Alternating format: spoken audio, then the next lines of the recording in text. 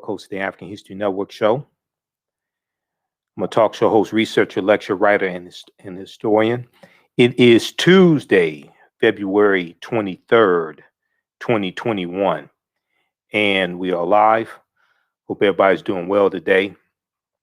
So I wanted to come on and give you an update on the online course that I teach, Ancient Kemet, the Moors, and the Maafa, Understanding the Transatlantic Slave Trade, what they didn't teach you in school, and do an overview, do a preview of the class. So it meets on Tuesdays, 8 p.m. to 10 p.m. Eastern Standard Time. And some of you are registered for it, and some more of you have been asking questions about it.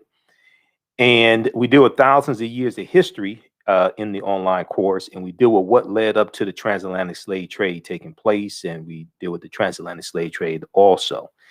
So next class is Tuesday, February 23rd, 8 p.m. to 10 p.m. Eastern Standard Time. Tuesday, February 23rd, 8 p.m. to 10 p.m. Eastern Standard Time. And my guest speaker is going to be Dr. David M. Hotep, author of the book, The First Americans Were Africans, Documented Evidence. Okay. So I do a PowerPoint presentation in the course. We have video clips, book references, and we deal with thousands of years of history. We deal with ancient Kemet, ancient Egypt, the Nile Valley region of Africa. We deal with the 800-year occupation of Europe by the Africans known as the Moors. And we take you through our time and deal with what led to the transatlantic slave trade taking place. Okay. All right. So I had Dr. David M. Hotep on my radio show on Sunday, February 21st. And some of you all heard that. And that's the show is archived at our Facebook fan page, The African History Network, The African History Network on Facebook, and our YouTube channel, Michael M. Hotep, IMHOTEP. So we posted the information here. We'll post a link here. You can register for the online course. And it is, we do the classes live. You can ask questions during the class. And then all the classes are archived, so you can go back and watch it over and over again. Okay. It's regularly $130. It's on sale $80. We just posted the link here so you can register for it. As soon as you register, you can start watching last week's class. Last week, we had Sister Nubia Wardford as our guest speaker, who is a cultural anthropologist. She's a cultural anthropologist, and we dealt with the origins of ancient Kush and the queens of antiquity. Okay. All right. So I'm going to switch over to the PowerPoint presentation here. Just a second here. It's freezing up here, so just give me a minute. How's everybody doing? Then also you can register. This is an 8-week online course, and you can also register per class. We're going to make it available. You can register per class, and for the each class will be $15 if you want to register per class.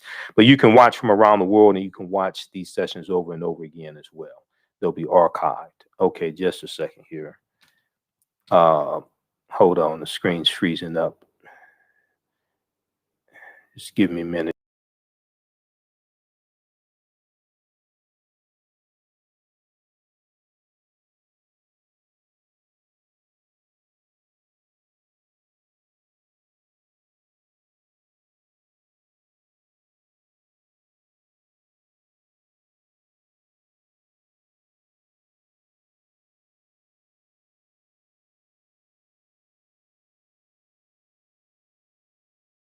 All right.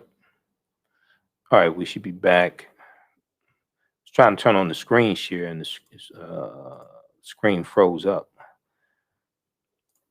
Okay, so let's go to the PowerPoint presentation, because I do a PowerPoint presentation in the class also. All right, and this online course evolved out of a 4-hour lecture that I did that was about 7 years of research. Okay, so let's pull this up here. All right, so this is, I did a lecture back in 2014 called Understanding the Transatlantic Slave Trade, what they didn't teach you in school. It's actually about a 4.5-hour lecture. And it's about 7 years of research compiled. and then this online course evolved out of that. So Dr. David M. Hotep, author of the book, The First Americans Were Africans, Documented Evidence, will be our guest speaker in the online class Tuesday, February 23rd, okay, today. And we'll post this link here once again also, since I had to refresh the screen. So, and I'm going to give you an overview of some of the things that we deal with in general in the online course, okay? All right. Now, one of the reasons why this type of information is so important, you've heard me talk about the study from the Southern Poverty Law Center called Teaching Hard History, American Slavery, Teaching Hard History, American Slavery. And here's the study right here. This is about a 56-page study that documents how the history of slavery is being incorrectly taught in schools all across the country, okay? It documents how the history of slavery is being incorrectly taught in schools all across the country. And they did a survey of 1,000 high school seniors. I'm going to show you some of the information that they found out in the study. They did a survey of 1,000 high school seniors, and they found out just how little they actually know about slavery, the history of slavery, and this ties into the history of this country. Okay, so I first found out about this study in 2018. It came out right about February 2018 for African American History Month. Also, what I'm going to do is I'm going to give you some background information on African American History Month, founded by Dr. Carter G. Woodson in February 1926. That was the first Negro History Week, which became African American History Month. So I'm going to give you some background information on that, since this is the month of February, and a lot of people are asking, what am I going to do for February, since I haven't been traveling, since I've been speaking out of town. So I'm doing my online course. So the last time I taught this course was 2019. So a lot of new information has come out, just like the discovery that came out last week about the ancient beer factory found in Egypt that dates back about 5,000 years ago. So there's so much new information that's come out since the last time I taught this class. All right. Okay, so let's post this here. So there was this article from theatlantic.com that came out, and this is how I found out about this study. And it's called, What Are Kids Really Learning About Slavery? What are kids really learning about slavery? A new report finds that the topic is mistaught and often sentimentalized, and students are alarmingly misinformed as a result. Students are alarmingly misinformed as a result. So it talks about this new report from the Southern Poverty Law Center, and they did a survey of 1,000 high school students. They also did a survey of 1,700 social studies teachers across the country, 1,000 high school seniors across the country, and 1,700 social studies teachers. And the group also reviewed 10 commonly used U.S. history textbooks and examined 15 sets of state standards to assess what students know about educators teaching, what publishers include in these textbooks, and what standards require vis-a-vis slavery, teaching about the history of slavery. So they found out that only 8% of high school seniors surveyed, could identify slavery as the central cause of the Civil War. Only 8% of high school seniors surveyed. Fewer than 1/3 of high school seniors surveyed, or 32%, correctly named the 13th Amendment as the formal end of the U.S. Civil War. They thought it was the Emancipation Proclamation, which did not end the U.S. Civil War. It took a constitutional, which did not end slavery, I should say. It took a constitutional amendment to end slavery. Okay. So 35% thought it was the Emancipation Proclamation, and fewer than half, or only 46%, identified the Middle Passage as the transport of enslaved Africans across the Atlantic Ocean to North America. So if you read this full article, What Kids Are Really Learning About Slavery, from theatlantic.com, February 1st, 2018, This gives you some background information, and it shows why this study is so important. And I use this study as one of the sources in the online course. This is why this study is so important. And you can download it. I downloaded it and took it to the printer, got it printed up. It's called Teaching Hard History American Slavery. Teaching Hard History American Slavery from the Southern Poverty Law Center. All right. So let's continue here. And then we see that we see an impact on our children learning their history and an increase in their self-esteem and how they do in school. There's a correlation between that as well. So this was a study from this was an article from the root.com. I'm not a big fan of the Root, but every now and then they do have some good articles. New study finds that positive feelings about Blackness improve academic performance for Black girls. Positive feelings about Blackness improve academic performance for Black girls. So oftentimes people ask me, why is this type of information important? Why is it important for us to learn our history? Why is African American History Month important? And I'm going to give you some background history on African American History Month or Black History Month, and we'll talk a little bit about Dr. Carter G. Woodson as well. So everybody share this broadcasting and social media platforms. Invite your friends to tune in also. But they don't ask the question, why is it important for white people to learn their history? Why is it important for Asians to understand their history, and the Chinese and the Japanese and Koreans? Why is it important for them to understand their history? They don't ask that question. Now, believing that Black is beautiful, an important mantra of self-acceptance and self-love, could pay major dividends in school, a new study finds. An article in the Journal of Blacks in Higher Education focuses on a new study from Sharita Butler Barnes, African-American woman, who is a professor at Washington University in St. Louis, which finds that young Black women with strong racial identity, are more likely to be academically engaged, curious, and persistent.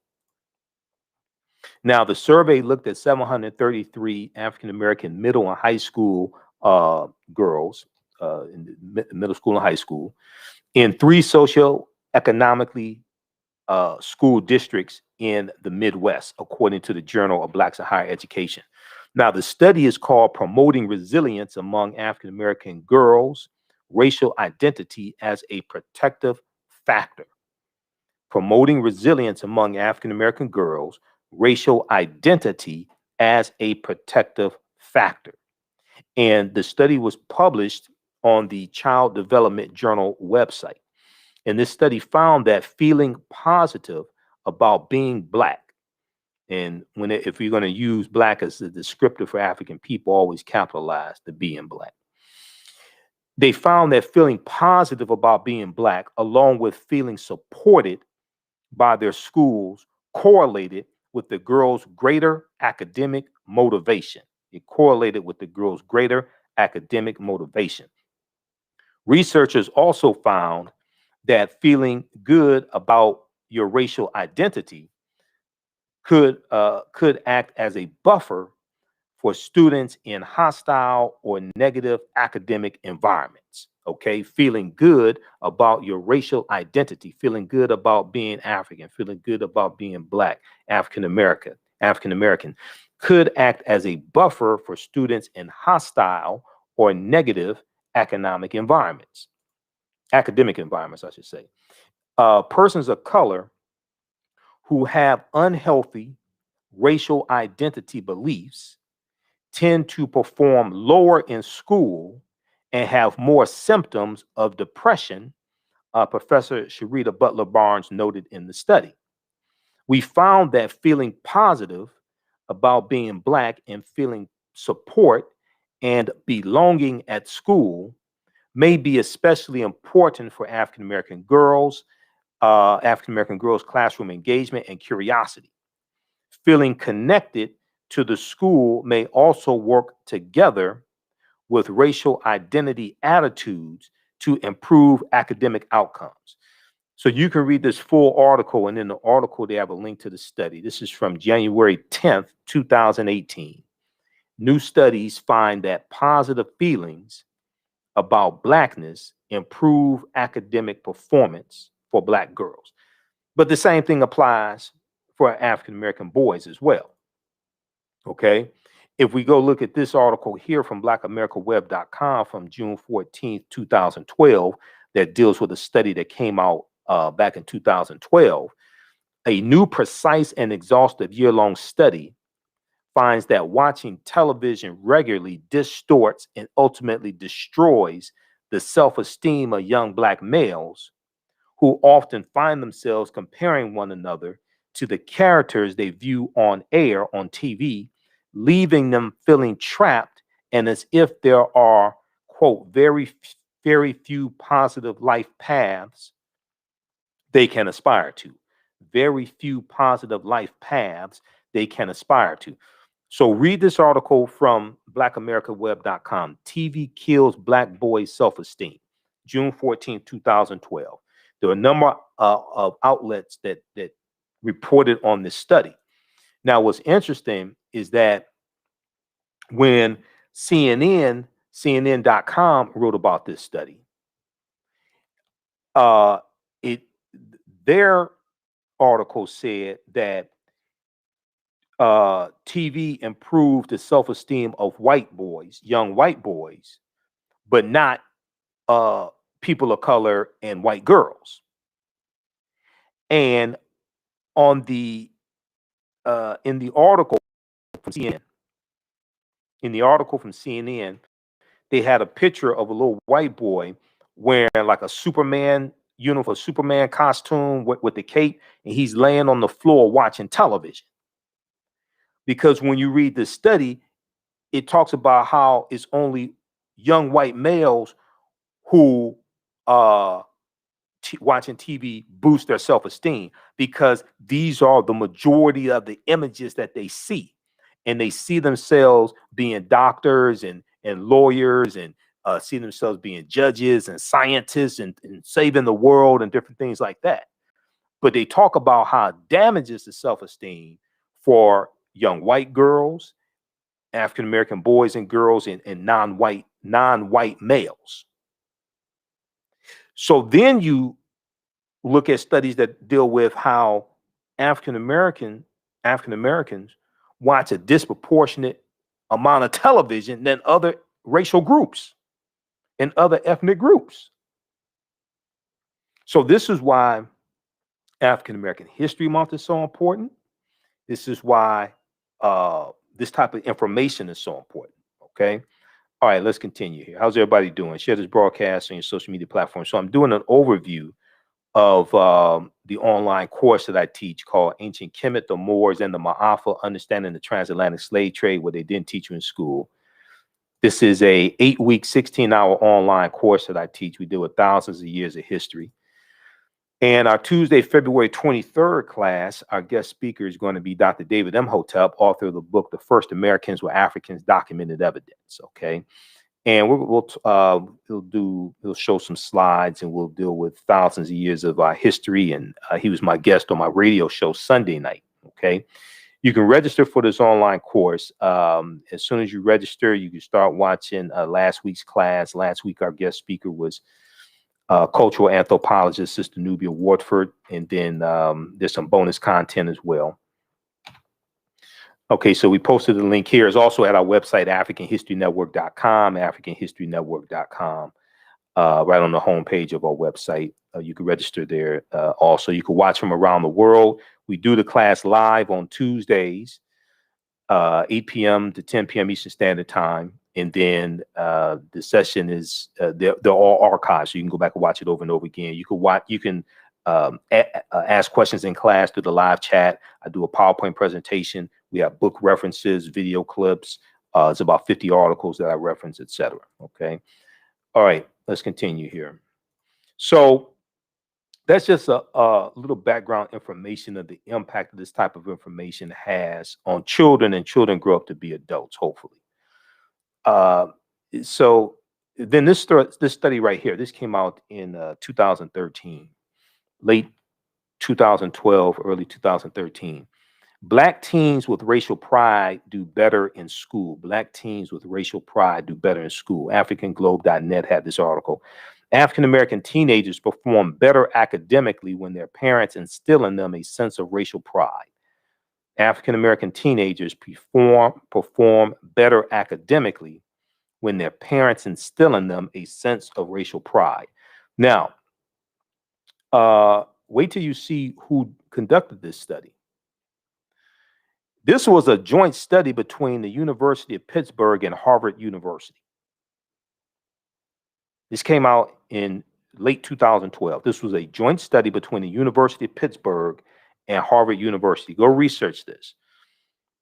This study shows that when parents use racial socialization, such as talking to their children or engaging in activities that promote feelings of racial knowledge, pride, and connection, feelings of racial knowledge, pride, and connection, like going to Kwanzaa events, going to African American History Month celebrations, going to lectures dealing with African history, African American history, all different types of things like that. Okay, when parents use racial socialization, such as talking to their children or engaging in activities that promote feelings of racial knowledge, pride, and connection, it offsets racial discrimination's potentially negative impact on students' academic development. All right, so check out that article also. All right, so here's an overview of some of the things that we deal with in the online course, the 8-week, 16-hour online course, Ancient Kemet, the Moors, and the Maafa, understanding the transatlantic slave trade, what they didn't teach you in school. Okay, Jerome, you just came in late.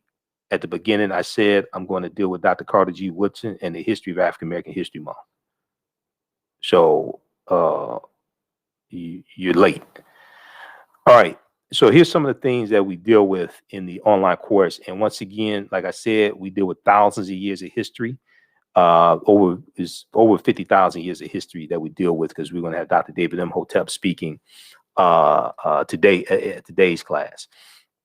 What was the transatlantic slave trade? What were some of the events that led up to the transatlantic slave trade starting? What role did Christopher Columbus play? When did Africans first come to the U.S. as slaves? Did Africans sell themselves into slavery? Were African people in America before the slave trade? Yes, we were. We were here for tens of thousands of years.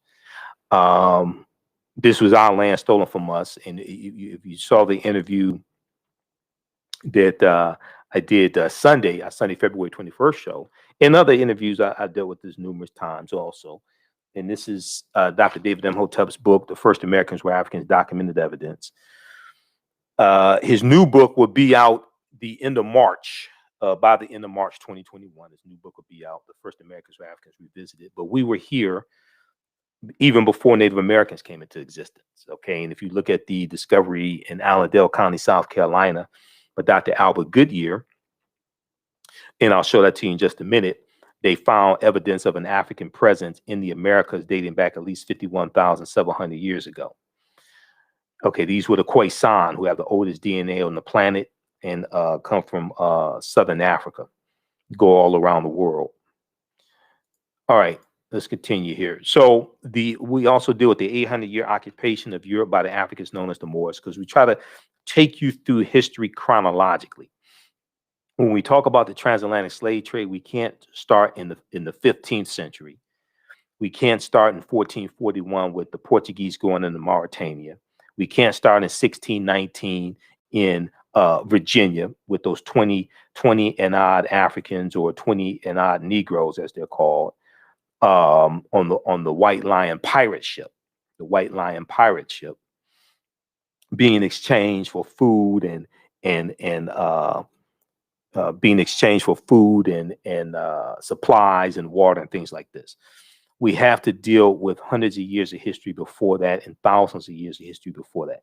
But the 800-year occupation of Europe by the Africans known as the Moors is crucial to understanding the transatlantic slave trade. Okay, so We also deal with shocking archaeological discoveries that are causing experts to rethink everything. Because when these archaeological discoveries come out, and just like if you look at the one that came out last week dealing with the ancient beer factory that was found in Egypt, dates back 5,000 years ago. The scientists and the archaeologists and the paleontologists, etc., they say these discoveries are causing us to rethink everything. These discoveries are causing us to rethink everything. So I always say the deeper they dig, the blacker the planet gets, the more research they do, the older we get. They find out that a lot of these monuments, they find out a lot of these structures uh, are much older than what we've been told. So they keep having to push the timelines back. You remember Juvenile had a song back in like about 1999, Back That Thing Up. They keep having to back the timelines up. They keep having to push the timelines back when these new archaeological discoveries take place. Okay, so we deal with that. In Sunday, I talked about the discovery of the 17 pyramids buried underneath Egypt. And that discovery is made in 2011. How many people are familiar with that? 17 pyramids found buried underneath Egypt. So what's interesting is that all the news outlets will run these stories. Washington Post, New York Times, NBC, ABC, CBS, all of these news outlets, National Geographic, Smithsonian Institute, Smithsonian Mag, all of them will run these stories. Okay. Now you may see 30 seconds of it on TV. So for instance, and I'm going to switch over, I'm going to show you the article dealing with the ancient beer factory. Okay. The article dealing with the ancient beer factory, the Associated Press reported on this, and a lot of other outlets picked up on it. I saw about 30 seconds of it on MSNBC. They did talk about it on MSNBC, but it was about for 30 seconds. But they have an article on NBCnews.com about the discovery. Okay, but they only had 30 seconds of it on MSNBC. Ancient beer factory unearthed by archaeologists in Egypt. Now, this is from February 14th, 2021. Frederick Douglass' birthday, his assumed birthday, because he didn't know the actual date of his birth or the actual year. He knew it was either 1817 or 1818. Some people refer to this as Valentine's Day. Now, American and Egyptian archaeologists have unearthed what could be the oldest known beer factory at one of the most prominent archaeological sites of ancient Egypt, a top antiquities official said Saturday. Mustafa Waziri, a secretary of the Supreme Council of Antiquities, said the factory was found in Abydos, an ancestral burial ground located in the desert west of the Nile River, over 280 miles south of Cairo. He said the factory apparently dates back to, now check this out. They about to, a lot of this stuff is not hidden. You just have to know where to look, okay? A lot of this stuff is not hidden. They're about to drop some real history right here, okay? In this article in mainstream media. Let's look at this. He said the factory apparently dates back to the region of King Narmer, who is widely known for his unification of ancient Egypt, unifying Upper and Lower Kemet, Upper and Lower Egypt, at the beginning of the first dynastic period between 3150 BC and 2613 BC. Okay. And they have a little video here as well. It's 38 seconds. Archaeologists found 8 huge units. Each is about 65 feet long and 8 feet wide. Okay. The joint mission is co-chaired by Dr. Matthew Adams of the Institute of Fine Arts, okay, and Deborah Vishak, assistant professor of ancient Egyptian art history and archaeology at Princeton University. Okay, so when you study these, when you look at these Ivy League schools, Princeton, Harvard, things like this, See, they have professors there that are studying ancient Egypt, okay, and doing archaeology in ancient Egypt, or archaeology dealing with ancient Egypt. Now, Adams said the factory was apparently built in the area to provide royal rituals with beer, given that archaeologists found evidences showing the use of beer in sacrificial rites of ancient Egyptians. Now, they will also use beer for medicinal purposes as well. Okay, let me skip down. Okay, now let's look at this right here. Now, they put this in a mainstream news article. With its vast cemeteries and temples from the earliest times of ancient Egypt, Abydos was known for monuments honoring Osiris, ancient Egypt's god of the underworld, and the deity responsible for judging souls in the afterlife. Okay, so you're talking about Osiris, the Greeks called him Osiris, the father of Heru, okay, and the husband of Aset, and you're talking about the first Holy Trinity. So they're dealing with this, and you're dealing with the afterlife, and then this ties into the judgment scene. Okay, that famous scene, the judgment scene, where they're where they are weighing the heart of someone who has died against the feather of Ma'at. Okay, they put this is in the article from Associated Press as reported by NBC News. So let's go back to this here, because all this is tied together. And one of the things that I do in the class is we take articles that we see in the news and tie that into history and tie that into ancient history, because it's all right there. A lot of this stuff is not hidden. You just have to know where to look for it. Okay, so let me show you something. How's everybody doing? Okay, those just tuning in, once again, I'm Michael M. Hotep, founder of the African History Network, host of the African History Network show, talk show host, researcher, lecturer, writer, and historian. I'm doing an overview of an 8-week, 16-hour online course that I teach. We're doing a preview called Ancient Kemet, the Moors, and the Maafa, Understanding the Transatlantic Slave Trade, what they didn't teach you in school. Ancient Kemet, the Moors, and the Maafa, Understanding the Transatlantic Slave Trade, what they didn't teach you in school, okay? You can register for it at our website, AfricanHistoryNetwork.com, and we just posted a link here.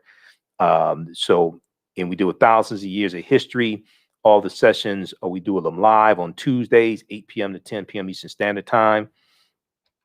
But they're also archived, so you can go back and watch them over and over again as well. Okay, let me show you something here. With ancient Kemet. Bam, here we go.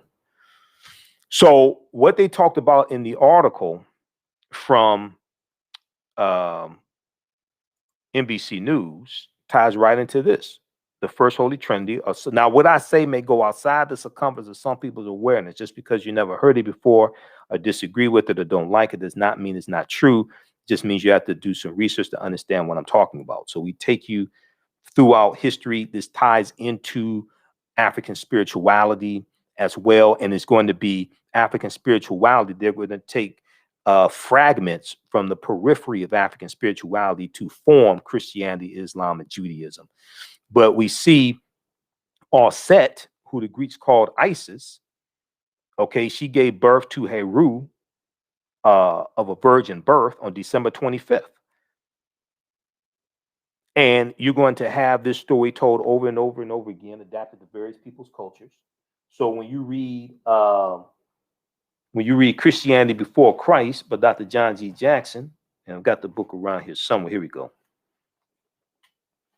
When you read Christianity Before Christ by Dr. John G. Jackson, okay, and then also this one right here, because when I was doing my research to really study the deep history of Christmas and the pre-Christian winter solstice festivals that was celebrated, of the festival of Saturnalia, when you deal with the Yule, the festival of Yule, and a festival of Mithra amongst the Persians and things like this.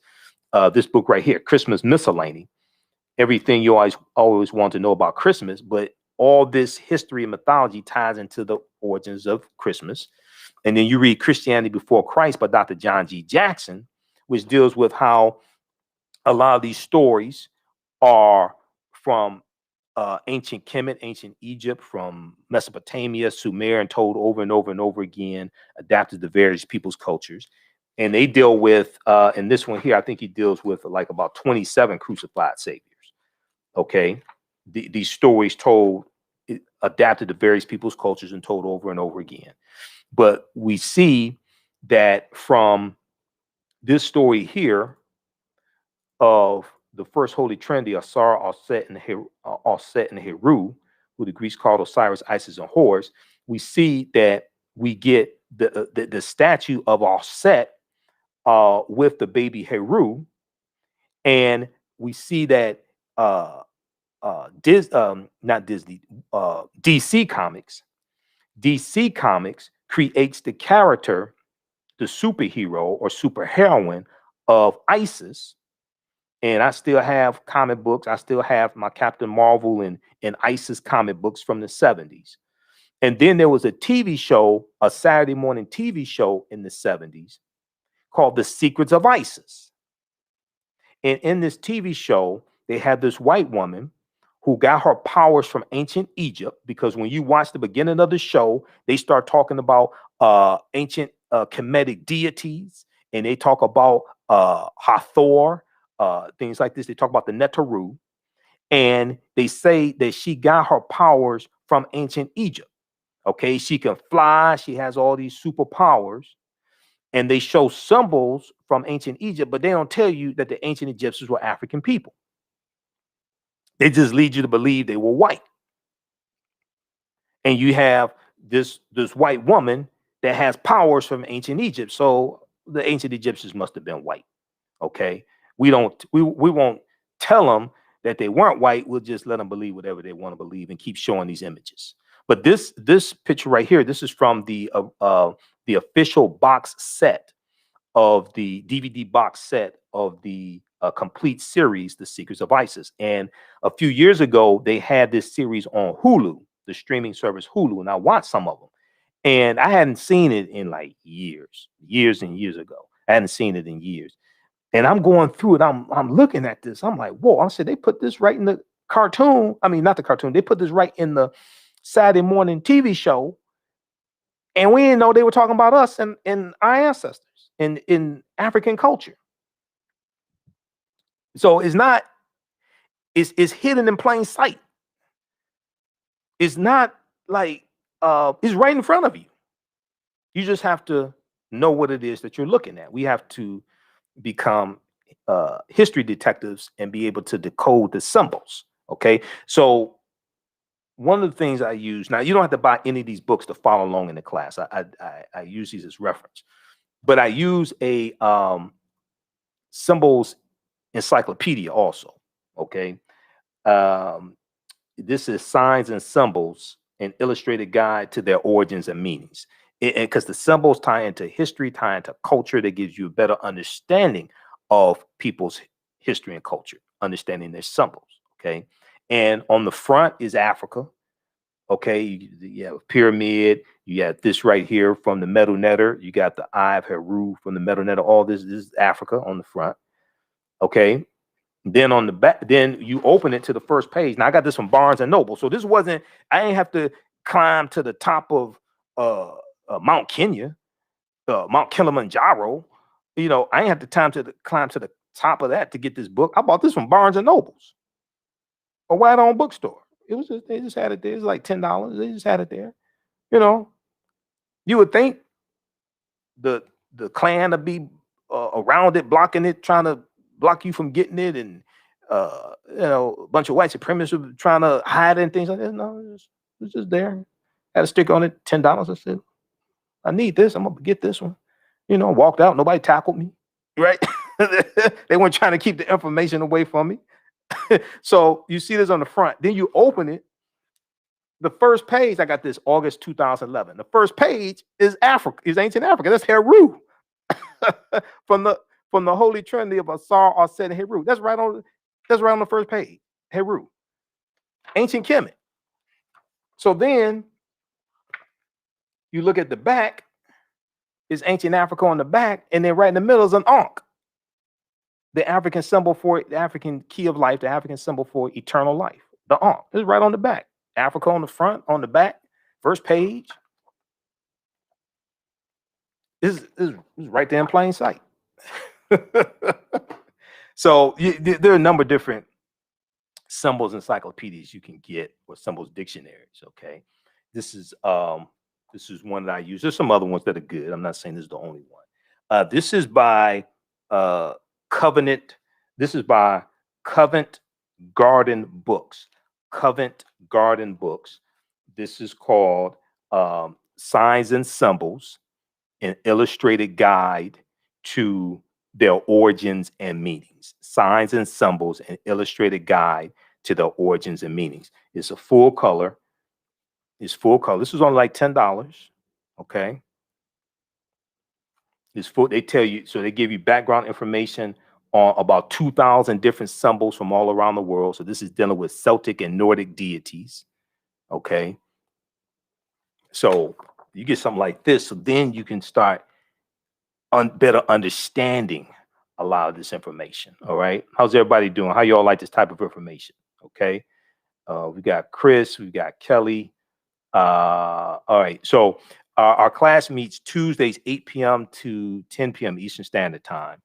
Sometimes we go over. This is the first class we went a little over, but they're all archived. You can watch live. They're all archived. You can go back and watch them over and over again. So our Tuesday, February 23rd class, Dr. David M. Hotep, author of the book, The First Americans with Africans Documented Evidence, will be our guest speaker. And you can register at our website, AfricanHistoryNetwork.com. It's regularly $130. It's on sale $80. And there's bonus content that you can watch also. We just posted the link here as well. Now, you can use this for your children if you want to. I would say it's PG-13 because we're dealing with the transatlantic slave trade, because we're dealing with war, we're dealing with slavery. I'm not vulgar. I don't do a lot of cursing, if any cursing. I may cuss out a slave master once, but it's not vulgar. It's not crazy. I would say it's PG-13. Okay. Oh, maybe 12 years old. All right. But it's very informative and it's visual as well. Okay. Kelly said, I love learning about signs and symbols. Okay. Like you said, it's right there in plain sight. Yeah, it is. It's right there. It's right there in plain sight. You just have to know what you're looking at. Okay. So I'm going to take you back to some of the things we deal with. We'll talk a little bit about Dr. David M. Hotep as well. Okay, so we deal with the 800-year occupation of Europe by the Africans known as the Moors, shocking archaeological discoveries. We talk about the insurance companies, understanding the insurance companies and the role the insurance companies played on insuring not just slave ships, but also Africans on plantations here in the U.S. especially. Okay, and we know you had a insurance company called the Nautilus Life Insurance Company, which started in about 1845. And they became known as the New York Life Insurance Company. In their first 3 years of existence, they insured, African slaves on the plantations, because there were at least 262 skills, trades, and crafts that African people had in this country from 1619 to 1865. And a lot of that working in sawmills and different things, it was very dangerous. Okay. So you had slave owners taking out insurance policies on slaves on the plantation. So if they died, working or something like that, they die, they could cash in on their insurance policy, go buy another one or more than one. So, and we know they were enslaving slave ships as well. Okay, various insurance companies were enslaving slave ships not just in the U.S. but also in England, etc. Okay, let's continue here.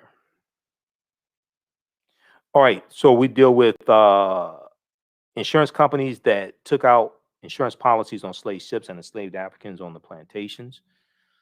I deal with Freemasonry, America, and the Founding Fathers. This ties right into ancient Kemet, ancient Egypt, and the Nile Valley region of Africa. Freemasonry, America, and the Founding Fathers, the origins of the term America, Africa, and more. We'll also deal with the fake Willie Lynch letter of 1712, because Willie Lynch never historically existed. The problem with slave movies, why are we being bombarded with slave movies and slave TV shows? Even though understanding history of slavery is important, there's so much other history to make movies about.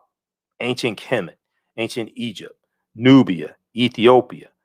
You know, I'm still waiting on a movie about Emperor Menelik II defeating the Italians in 1896 at the Battle of Adwa, and then the Italians lying to the rest of the world saying that the Ethiopians were white because they didn't want them to know, they didn't want the world to know that the Italians were defeated by Africans. You know, we can have movies about Mansa Musa and Ghana and Shanghai and Mali, and there's all types of movies that we can have before slavery even came into existence. We deal with Asar, Arset, and Heru and the origins of the Immaculate Conception story, links to ancient Kemet, Egypt, and early Christianity, Freemasonry in America, the fake Willie Lynch letter 1712. Like I said, Willie Lynch never historically existed. So that's a brief overview. Now, this is Dr. David M. Hotep. He wrote the book, The First Americans Were Africans, Documented Evidence. His book is backed up by 713 footnotes of thoroughly documented African presence in this country going back at least 51,700 years, and in South America going back at least 56,000 years ago. His new book, The First Americans Were Africans Revisited, which will be out by the end of March 2021, has new research, and it blows those dates out the water. Okay, it pushes those dates back even more. At least 100,000 years in South America, and somewhere to about 225,000, 350,000 years ago in Mexico. But on page 14 of his book, he talks about a discovery made in Allendale County, South Carolina in 2004 by Dr. Albert Goodyear. Dr. Albert Goodyear is an archaeologist at the University of South Carolina, okay? And they found 13 different types of evidence barely documenting an African presence in this country going back at least 51,700 years ago. They found artifacts, architecture, campsites, carvings, Egyptian writings, footprints in lava, genetic M174D haploid groups dealing with DNA and genetics. They found linguistics, paintings, skulls, skeletons, structures, and tools. 13 different types of evidence barely documenting an African presence in this country going back at least 51,700 years ago. Okay. Now, if we continue here, you can read this article for yourself. This came out in 2004, okay, 17 years ago. November 18th, 2004, from ScienceDaily.com. ScienceDaily.com is a scientific website. They have scientific discoveries there, articles about them, etc. So they have this article named New Evidence Puts Man in North America 50,000 Years Ago. New evidence puts man in North America 50,000 years ago. And this deals with Dr. Albert Goodyear's discovery. So here's a picture of Dr. Albert Goodyear. He's a white archaeologist, okay? And this is a summary of the article. It says radiocarbon tests of carbonized plant remains where artifacts were unearthed last May along the Savannah River in Allendale County by University of South Carolina archaeologist Dr. Albert Goodyear indicate that the sediments containing these artifacts are at least 50,000 years old, meaning that humans inhabited North America long before the last ice age, all right? Well, these were the Khoisan, okay? Native Americans don't exist at this time. These were the Khoisan who come from Southern Africa, and they go all around the world. And they're the ancestors to the Ainu and the Twa, and they were here in this land also. Now, one of the things that I do also in the class, I make the connection between the movie Black Panther and this ancient history. And we did this in last week's class, because I did extensive research on the movie Black Panther. All right. And these were two books. And some of you have seen some of the lectures I've done dealing with the film Black Panther. I deal with what the word Wakanda means. Wakanda is an ancient word. Wakanda, we find the word Wakanda in the Native American language. It's the Omaha Ponca language and the Sioux Indian language, and it means possesses secret powers. Okay. Wakanda is also a Kikongo word, and Kikongo is one of the Bantu languages. Bantu is a group of about 500 languages spoken in Southern Africa, East Africa, and all the way west to like Cameroon. Kwanzaa is Kiswahili. Kiswahili is a Bantu language. So all this is connected. But I read these two books here. This is from Marvel, Black Panther, The Ultimate Guide. This deals with the about the 52-year history of the Black Panther comic book, something like that. Because I had to study the history of the Black Panther comic book to understand the movie. Then this book here, this is the official tie-in to the movie from Marvel, called Black Panther, which gives background information on the movie, talks about the characters, things like this. So I read these and read over 100 articles dealing with the film Black Panther and the comic book to better, so I could understand the movie and do my lectures on it. But the film ties directly into African history, African culture, African language, spiritual systems. So I incorporate some of that into the class as well, okay? Because all of this is connected. All right, now this discovery here, this was in the New York Times. In the class, I show you a video clip of Dr. David Imhotep. He was interviewed by WKRP in Cincinnati, Channel 5 in 2011. And he talked about this discovery from that appeared in the New York Times. And this deals with on the Greek island of Crete, okay? On the Greek island of Crete, over 2 summers, and the name of this article is called On Crete, New Evidence of Very Ancient Mariners. On Crete, New Evidence of Very Ancient Mariners. This is from the New York Times. This is from February 15th, 2010, okay? And it says that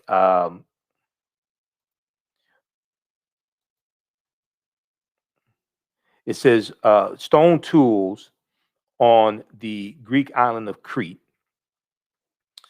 over the course of 2 summers were found, and archaeologists say these stone tools are at least 130,000 years old. Okay, so they did excavations for over the course of 2 summers, and they found stone tools that date back 130,000 years old, which is considered strong evidence for the earliest known seafaring in the Mediterranean, and calls for rethinking the maritime capabilities of pre-human cultures.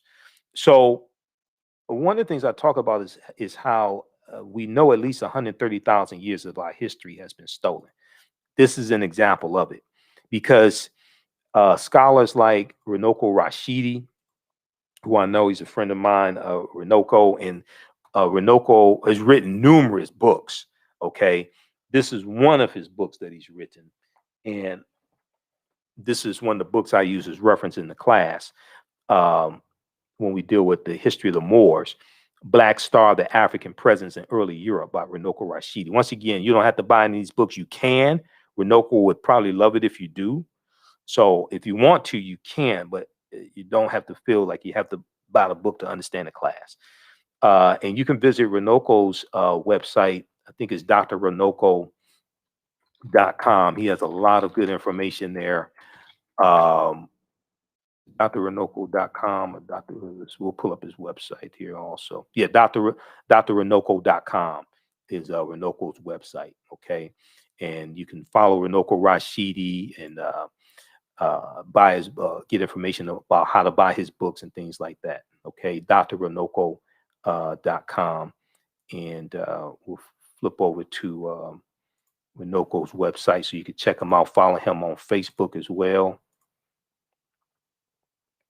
Runoko has been to about 125 islands and countries around the world, He has a personal library of probably something like 40,000 photographs he's taken. Okay, so this is his website. Go to drranoko.com, RUNOKO. All right. Okay, so let's continue here.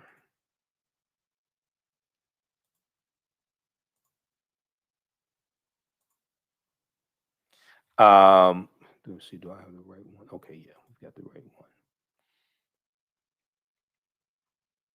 So with this discovery here, we know at least 130,000 years of our history has been stolen as well. And this is a discovery that shows that also. So they said this Crete has been an island for more than 5 million years, meaning that the tool makers must have arrived by boat. Must have arrived by boat.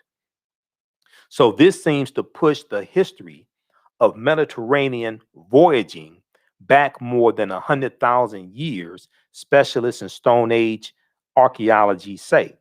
Previous artifact discoveries had shown people reaching Cyprus, a few other Greek islands, and possibly Sardinia no earlier than 10,000 to 12,000 years ago. So this is causing them to have to rethink everything. So they have to come to the realization that the Africans were sailing over 100,000 years prior to what they thought.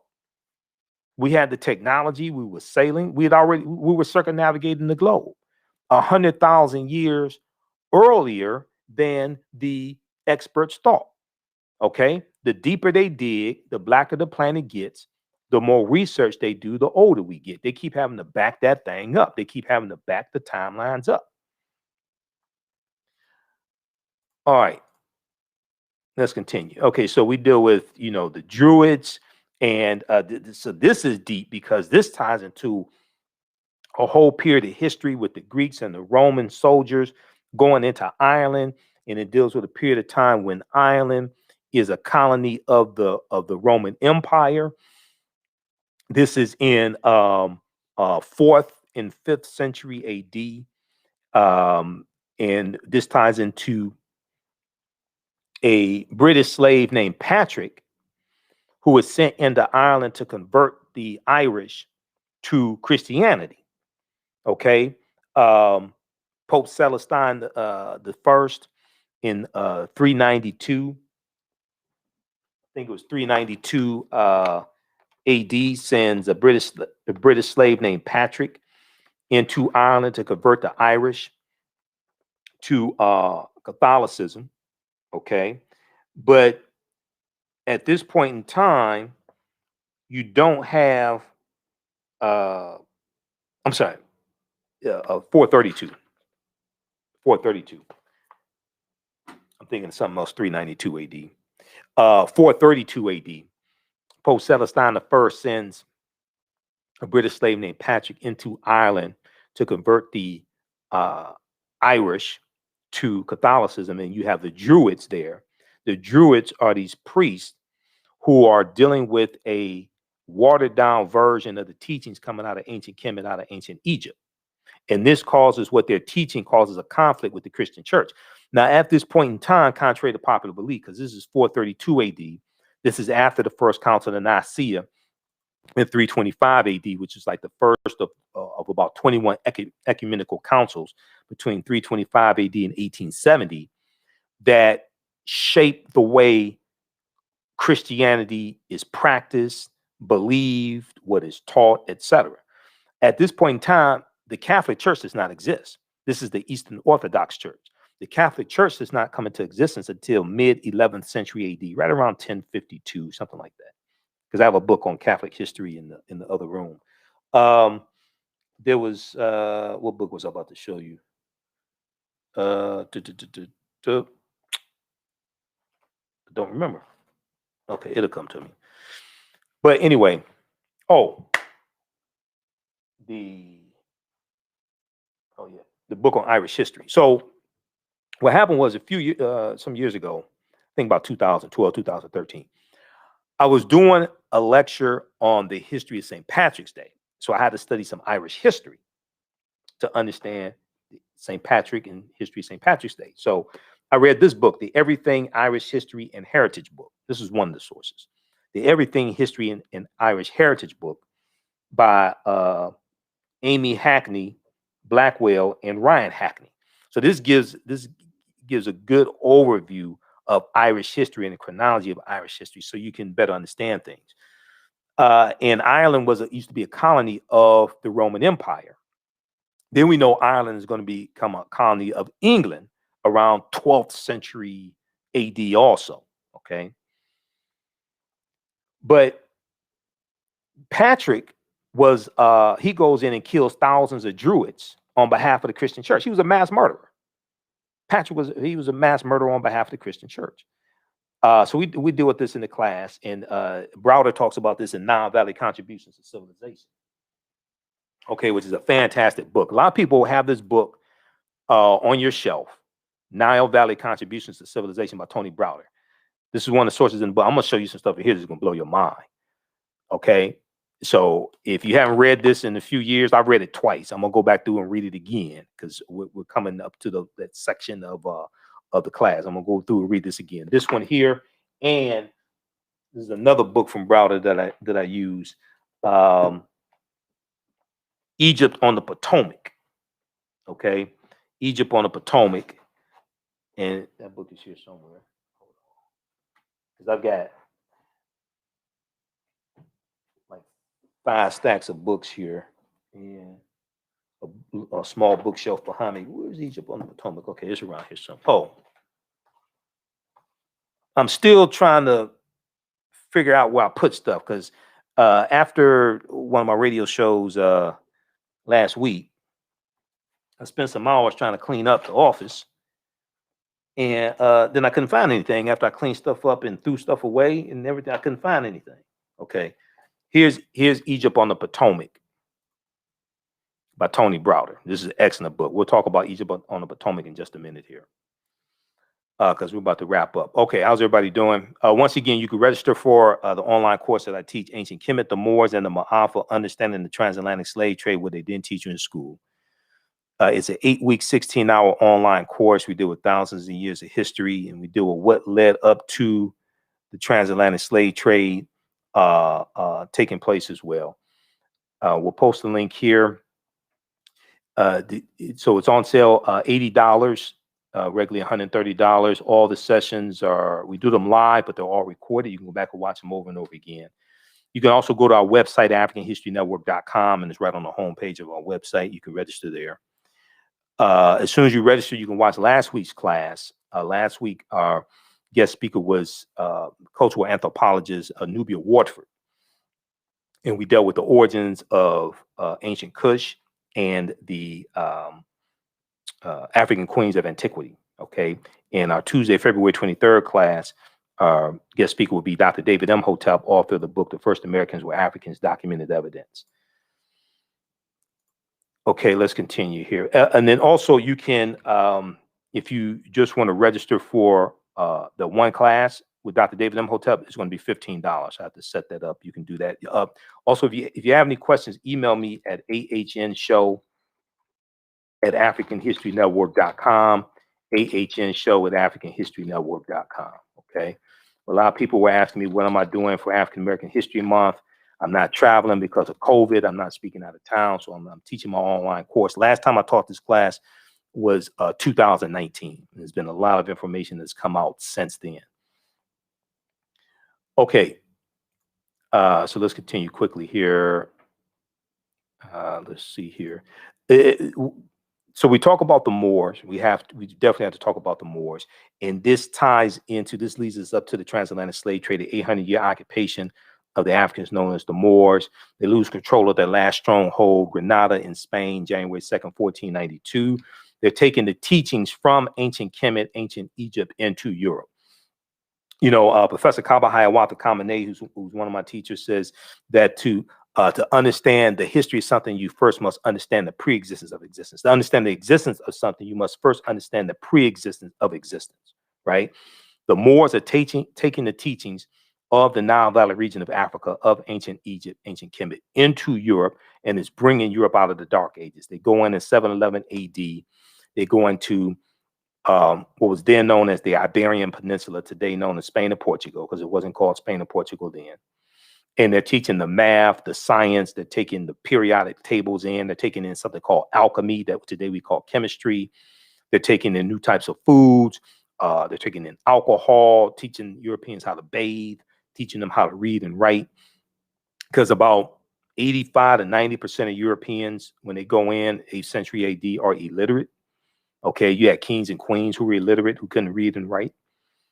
But when we look at something like this here, and this shows a connection between ancient Kemet and Freemasonry, Egypt of the West. Okay, so we see the tekken, or what the Greeks called an obelisk. We see this in ancient Kemet, and there are about 1,200 tekkenu in ancient Kemet. Today, there are only about 12 or so.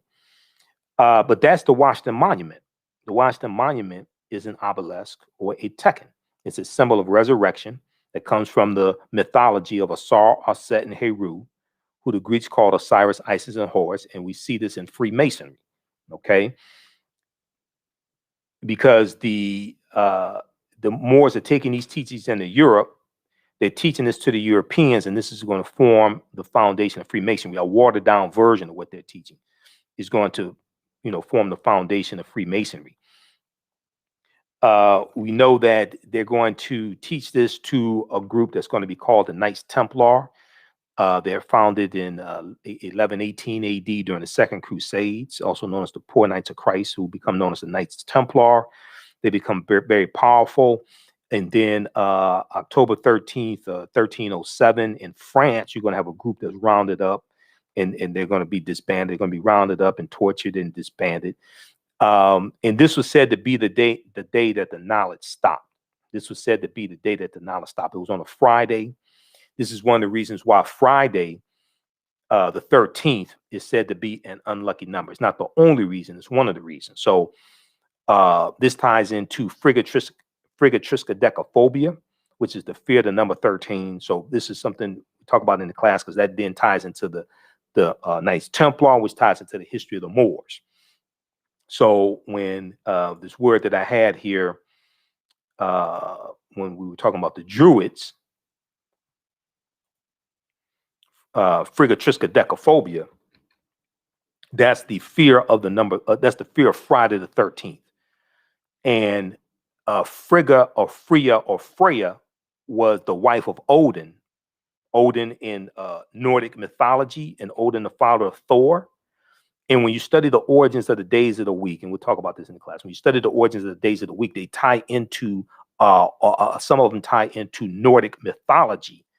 And Friday is named after Freya. It was Freya's day or Freya's day, who was the wife of Odin.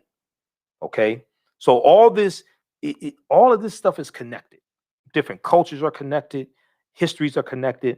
So you have to understand the chronology of history. So the days of the week that we use today, like Thursday was called Thor's Day, Thor, Thor, the god of thunder, who's a copy of Shango from Ifa, which is the spiritual system practiced amongst the Yoruba, like in Nigeria. All this is connected. This is why you have to understand the chronology of history. All of this is connected. So we see Thor and the Avengers movies from Marvel, things like this. That's who Thursday is named after. All right. Yeah, you have to study the etymology of words. Okay, look up these words in the dictionary. You can go to Merriam-Webster online, look at these words in the dictionary, and study the etymology of words. Okay, so when we look at Freemasonry, the word Mason is derived from the Latin words mass and sun. Mason means child of light and expresses the desire to pursue light, which is a metaphor for the sun, which symbolizes knowledge. The term child of light, or sons and daughters of light was first used to identify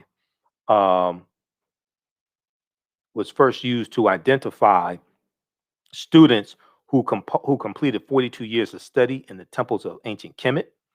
Many Masonic temples were modeled after the temples of Kemet, places where light or knowledge was imparted in a series of steps or degrees. Read pages 18 and 32 of Egypt on the Potomac by Tony Browder. Hey, how you doing, Kelly? Okay, thanks for the donation, Kelly. Just so you all know, I appreciate the donation. If you want to donate, if you can do it through Cash App or PayPal, it's better than YouTube because YouTube keeps 33% of our donations. Okay. When you donate through YouTube, they keep 33% of the donation. If you donate through Cash App or PayPal, except for the little transaction fee, I get like 98% of that. Okay. $ the AHN show through Cash App. $ the AHN show through Cash App. We just posted the link here. Or paypal.me/the AHN show through PayPal. Also at our website, AfricanHistoryNetwork.com, right on the homepage. That way we get more of it. It helps us more because YouTube keeps a third of it. And if you do it through PayPal, if you do it through Cash App, be sure to type in $ the AHN show, unless you're clipping on my link, because somebody set up a fake African History Network Cash App account, and theirs is $ the AHN, which is not me, but they made it look like mine. So I got to investigate this to see how much of our money that they took. I just found out about this last week. Somebody was trying to send money through Cash App to register for the class, and I'm sitting waiting on the money come in, waiting on the money come in. I'm talking to her, and then she sent me a screenshot of where she sent it to. That's how I found out somebody set up a fake Cash App account, and they used our logo and all this. So I got to navigate through that. Okay. So ours is $ the AHN show through Cash App. Kelly said, that's a shame. I was like, who the $ the AHN show through Cash App. Okay. Okay. Let's continue here. So did you know that 50 of the 56 signers of the Declaration of Independence, and 13 of the 39 signers of the U.S. Constitution were Freemasons? Did you know that 4 of the first 5 U.S. presidents were Freemasons, and there have been 14 Freemasons who have been U.S. presidents? Okay, so check out page 18 of Egypt on the Potomac by Tony Browder. Browder also talks about Benjamin Banneker. Banneker was a bad brother, and it's believed that Banneker's I think it was his grandfather was Dogon. And when you study the Dogon, because you see, African people did not stay stagnant. We migrated. So Africans migrate from the Nile Valley region of Africa into Central Africa into West Africa. So when you study the Dogon, and face-to-faceafrica.com has articles about the Dogon. The Dogon originally come from ancient Kemet, ancient Egypt, and they have a superior knowledge of astronomy. And we know Benjamin Banneker, he helps design the layout and do the surveying for Washington, D.C. Okay. And one of the things that Egypt on the Potomac deals with, Tony Browder, is how the layout of Washington, D.C. is a copy of the layout of ancient Egypt. And he deals with the symbolism in Washington, D.C. that comes straight out of ancient Kemet. And we have to understand the knowledge is taken into Europe by the African Moors. They're taking the knowledge from the Nile Valley region of Africa. They're going into Europe, teaching this to Europeans. The Knights Templar get this information. The Knights Templar are going to be disbanded. That knowledge is going to resurface as the Yorkshire Rites of the Freemasons, the Rosicrucians, these different secret societies or societies with secrets. And then it's going to come to this land here when you have the founding of the colonies and the founding fathers, and they're setting up Washington, D.C. and drafting the Declaration of Independence and the U.S. Constitution. Many of them were Freemasons. So they're bringing that information here and that symbolism as well. Okay. Okay, so talk about all this. This is just a preview. Okay. And okay, so let's get it. So then that all that then ties into why Christmas is celebrated on December 25th. And this ties into the winter solstice and Yeshua, or Jesus, being born on December 25th of a virgin birth, which then goes back to Asar, Aset, and Heru. All of this is connected. Okay. And we deal with the etymology of the word Jesus, takes you back to Yeshua, which is Hebrew, but the letter J did not exist until 1630 AD. The letter J is derived from the letter I. So when you look up the letter J in like an encyclopedia or Encyclopedia Britannica online or something like that, they give you this history. So one of the mistakes people make is that we think the way things are today is the way they've always been, and that's not true. Okay. To understand the existence of something, you must first understand the pre-existence of existence. When the Helios Biblos was written, or the Holy Book, and Helios Biblos means sun book, because you're dealing with the travel of the sun throughout the constellations and these different stories and things like that told about the travel of the sun throughout the constellations. And that's something that Dr. John G. Jackson deals with in Christianity Before Christ, and really understanding all this and how a lot of these stories are told in allegorical form, because you can take, not to make this too deep, but I can take you straight from the Helios Biblos, from the Holy Bible, straight back to ancient Kemet, ancient Egypt. Draw a direct line. It's still there. It's still there in the book. It's still there in the book. But anyway, so those are some of the things we deal with. It's all connected. Okay, so here's some background information on African American History Month. Okay, and once again, we'll post a link here. Who still needs to register for the online course? As soon as you register, you can start watching last week's class.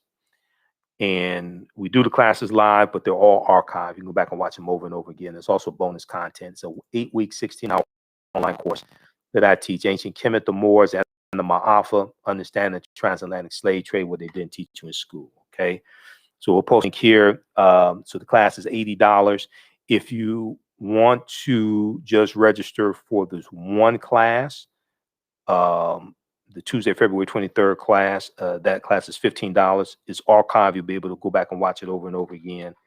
And email me also if you just want to register for the one class. Okay, but a lot of people want to register for all the classes. And you can, there's bonus content, and you can watch last week's class as soon as you register for the full course. So if we look at some background information on Dr. Carter G. Woodson, and I've studied Dr. Woodson a lot. I read Dr. Payroll Dak Bovey's book on Dr. Carter G. Woodson.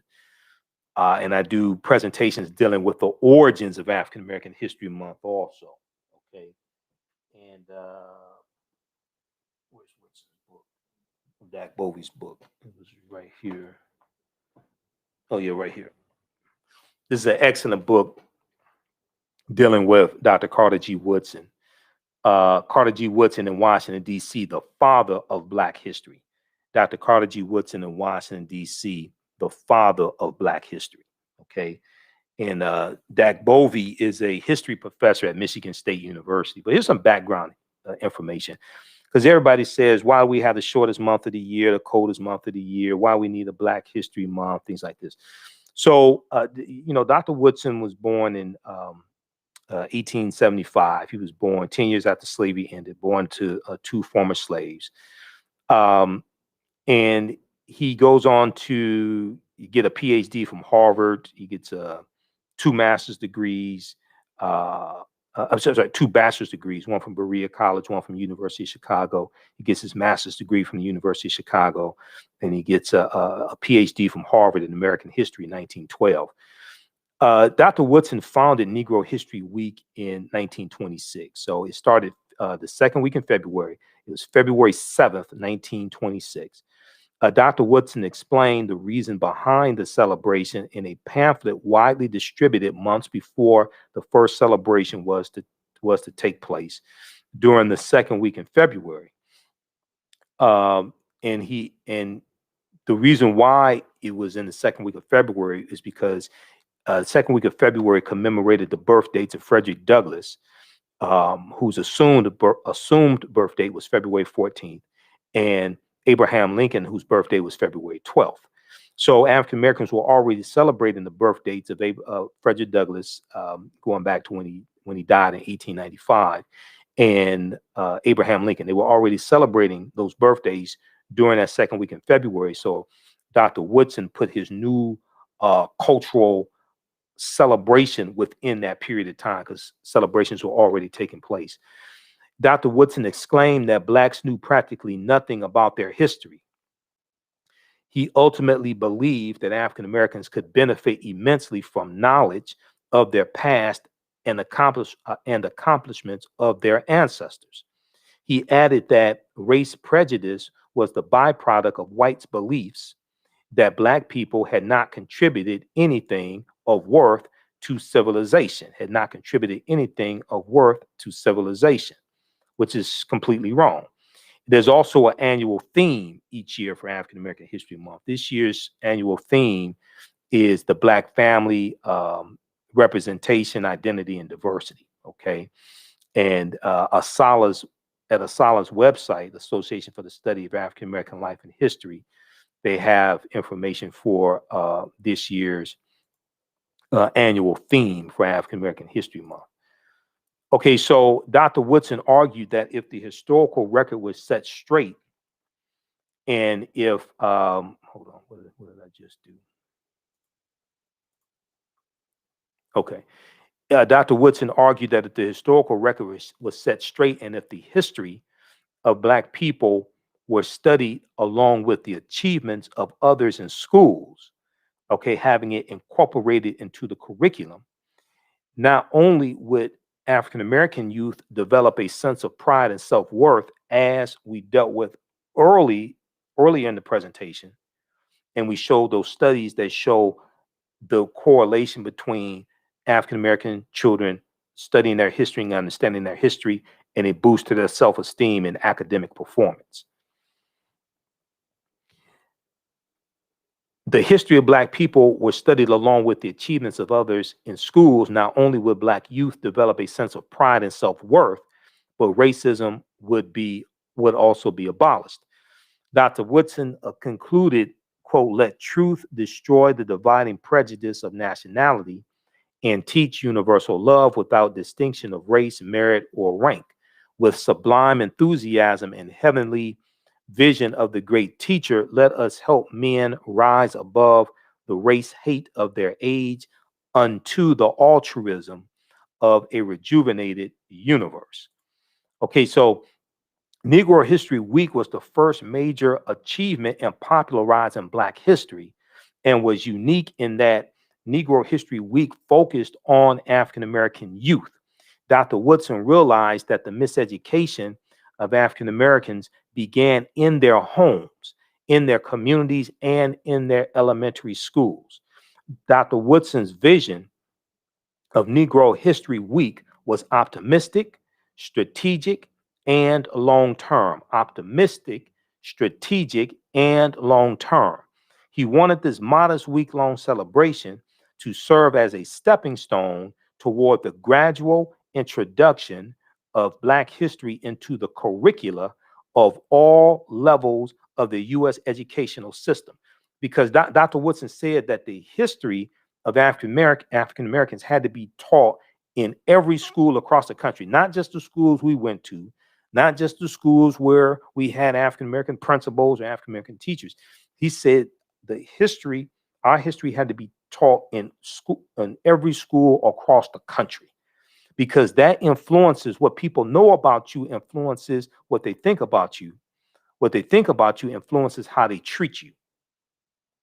And one of the problems that we're having is that when we have to go to lawmakers to get our issues addressed, because politics is the legal distribution of scarce wealth, power, and resources, and the writing of laws, statutes, ordinances, amendments, and treaties, adoption, interpretation, and enforcement. When we have to go to lawmakers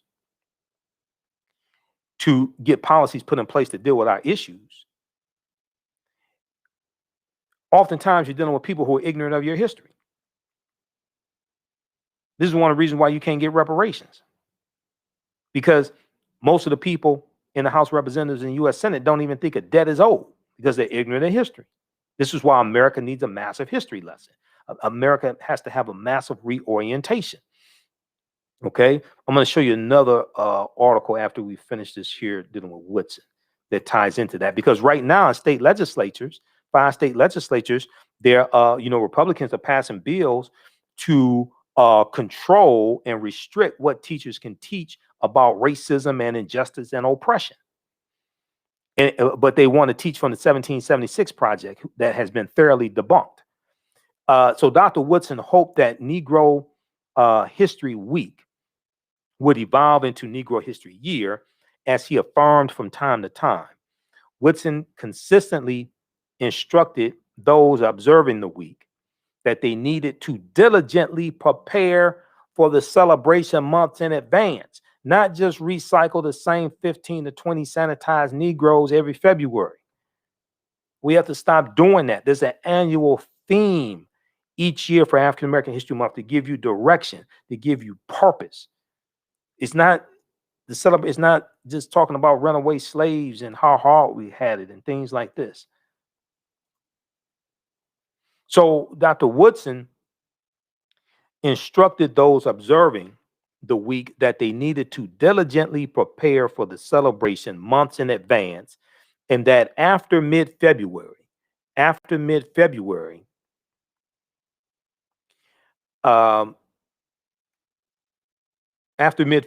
they needed to continue acknowledging the role of African descendants in world history. So it wasn't just studying the accomplishments and achievements of African people in this country.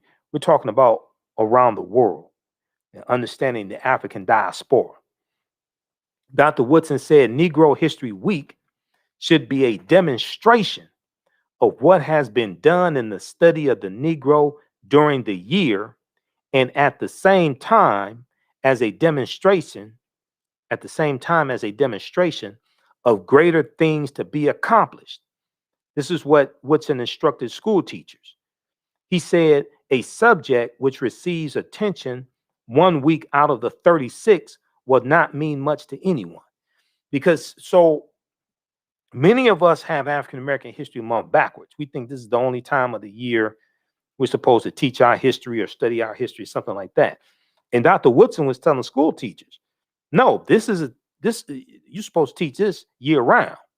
Negro History Week, that 1 week in February, second week in February, that's a time for students to show and demonstrate what they have been studying all year. We know his most famous book, he wrote numerous books. His most famous book was The Miseducation of the Negro, came out in 1933. As I said before, I've seen very few pictures of Dr. Woodson actually smiling. He may have a quarter smile or a half smile, but a real big smile, I've seen very few pictures of Dr. Woodson actually smiling. All right, and we know Dr. Francis Quest Wilson and Nellie Fuller taught us, if you do not understand European white supremacy and racism, what it is and how it works, everything else that you think that you understand will totally confuse you. Okay, so I want to show these last 2 articles here for the sake of time. If we look here, let's see, let's go to Asala's website, asala.org, asalh.org, asala.org. So on their website, they have information dealing, if you go to annual themes, they have information dealing with the annual theme for African American History Month. And they have information dealing with the annual themes going back to 1928. So this year's annual theme for Black History Month, African American History Month, is the Black family, representation, identity, and diversity. Okay, and then they give a write-up explanation of that, break that down, and you can shape events and panel discussions and presentations throughout the year based upon this information right here. You can also, they have a printable PDF that you can download as well. Okay, So this is the annual theme. 2019, it was dealing with the year of return, 2019. It was Black migrations, 1619 to 2019. The 2020 annual theme was African Americans and the vote, because 2020 was the sesquicentennial or 150th anniversary of the 15th Amendment, which guaranteed the right to vote for African American men. Okay, lastly, let's look at this article here. This is from newsone.com, and this ties into what I was talking about. The state legislature is trying to control what's being taught in school, dealing with history. Republican proposed bills want to prevent teaching students about injustice. Bills in several states want to limit teaching about racism and oppression, adopting the framing of the debunked 1776 Commission report. This article is from February 5th, 2021. Okay. What the heck is this? Okay, so check out this article here. They talk about the now disbanded 1776 Commission report. The now disbanded 1776 Commission report, and Republican lawmakers in several states are moving forward with legislation that would implement similar efforts. Bills proposed in Arkansas, Iowa, and Mississippi prevent the use of the 1619 Project from the New York Times as part of teaching the legacy of slavery. The Arkansas legislature is considering two bills that would limit racial justice in the curriculum. House Bill 1231 would prevent schools from using the 1619 Project as part of the curriculum. House Bill 1218 goes a step further by preventing lessons that promote the overthrow of the U.S. government, division between certain groups of people, or social justice for certain groups, including race, gender, political affiliation, and class. Okay, so read this article here from newsone.com. Republican proposed bills want to prevent teaching students about injustice. There's also one from USA Today that I've talked about on my show. Let's see, there's one from USA Today, slavery history. What's the name of this one here? Republican state lawmakers want to punish schools that teach the 1619 Project. This is from February 10th, 2021. Republican state lawmakers want to punish schools that teach the 1619 Project. So this ties into the one from newsone.com. Lawmakers in several state houses this year want to stop lesson plans that focus on the centrality of slavery to American history as presented in the New York Times 1619 Project, previewing new battles in states over control of civics education. Republican lawmakers in Arkansas, Iowa, Mississippi, Missouri, and South Dakota filed bills last month that, if enacted, would cut funding to K-12 schools and colleges that provide lessons derived from the award-winning project, the 1619 Project. The South Dakota bill has since been withdrawn. Okay, so read this article also. Republican state lawmakers want to punish schools that teach the 1619 Project. Okay, so all this is in the news right now. All this ties into our history. A lot of this is happening during African American History Month as well. Okay. All right, so you can register for the online course if you go to my website, AfricanHistoryNetwork.com. We've posted the link here to register, but if you go to my website, AfricanHistoryNetwork.com, it's right on the home page. Let's see, you scroll down, you'll see the information for my radio show. I'm on Monday through Friday, 11 p.m. to 12 midnight. Sundays, 9 p.m. to 11 p.m. Eastern Standard Time. We broadcast on our Facebook fan page and YouTube. Also, you could download the iHeartRadio app and search for 9:10 a.m. the Superstation WFDF. That's the radio station I'm on. You can also search for the African History Network show because they have audio podcasts of our shows. Then we have the information here for the online course. Okay. It's an 8-week, 16-hour online course that I teach Tuesday, February 23rd. Our guest speaker will be Dr. David M. Hotep, author of the book, The First Americans Were Africans, Documented Evidence. And his new book, The First Americans Were Africans Revisited. He'll talk about that. You click on register here, it takes you to the next page here. And then click right here on enroll. Okay. And as soon as you register, you can start watching the content and start watching last week's class and its bonus content also. Okay. All right. Look, hey, we have to get out of here. Remember, the African History Network, we focus on educating, empowering, and inspiring people of African descent throughout the diaspora and around the world. Because right now it's correct wrong behavior.